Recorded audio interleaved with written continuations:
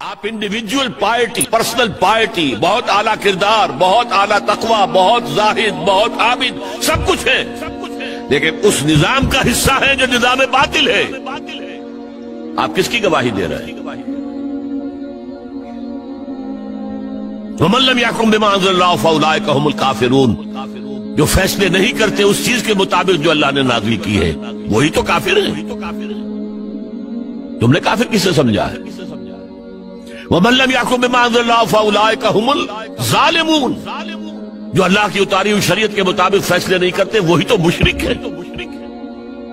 وَمَن لَّمْ يَحْكُم بِمَا أَنزَلَ اللَّهُ فَأُولَٰئِكَ هُمُ الْفَاسِقُونَ، جو اللہ کی اتاری ہوئی شریعت کے مطابق فیصلے نہیں کرتے وہی تو ناہنجار ہیں، فاسق ہیں، غدار ہیں، باغی ہیں، سرکش۔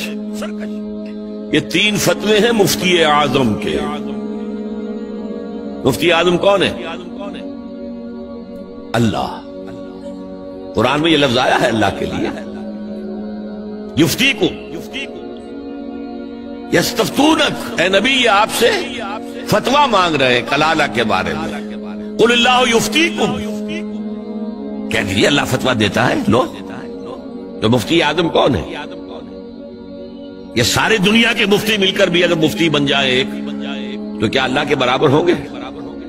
اور اللہ کا فتویٰ یہ ہے جو اللہ کی اتاری ہوئی شریعت کے مطابق فیصلے نہیں کرتے وہی تو کافر ہے، وہی تو ظالم ہے، وہی تو مشرک ہے، وہی تو فاسق ہے، وہی تو سرکش ہے۔ اور یہ تین فتوے ایک رکوع میں آئے ہیں، سورہ مائدہ کا رکوع نمبر 7۔ تو یہ شہادت جو ہے، یہ شہادت گہے الفت میں قدم رکھنا ہے۔ لوگ آسان سمجھتے ہیں مسلمان ہونا۔ ٹھیک ہے کہہ دیا اشہد ان لا الہ الا اللہ واشہد ان محمد رسول اللہ، اب تمہیں معلوم نہیں ہے شہادت گاہ میں آ گئے ہو۔